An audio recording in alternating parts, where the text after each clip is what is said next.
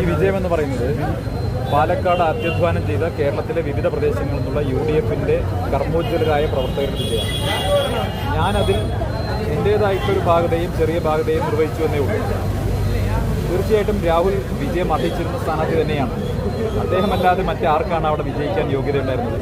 അതുകൊണ്ട് തന്നെ രാഹുൽ മാങ്കൂട്ടത്തിൽ എന്ന് പറയുന്ന യുവ നേതാവ് കേരളത്തിലെ ജനവിരുദ്ധ സർക്കാരിനെതിരായി, പിണറായി വിജയൻ സർക്കാരിനെതിരായ യുവജന പോരാട്ടങ്ങളുടെ മുന്നണി പോരാളിയായി മാറിയ ഒരു യുവാവ് അദ്ദേഹം സ്ഥാനാർത്ഥിയെ മത്സരിക്കുമ്പോൾ പാലക്കാട്ടെ ജനങ്ങൾക്ക് മറ്റൊരു ഓപ്ഷൻ ഉണ്ടായിരുന്നില്ല എന്നുള്ളതാണ് വസ്തുത. അത് തന്നെയാണ് വലിയ ഭൂരിപക്ഷത്തിൻ്റെ അടിസ്ഥാനപരമായിട്ടുള്ള കാരണം. പക്ഷേ മുനിസിപ്പാലിറ്റി പാലക്കാടടക്കം BJP വലിയൊരു വിള്ളലുണ്ടാകും.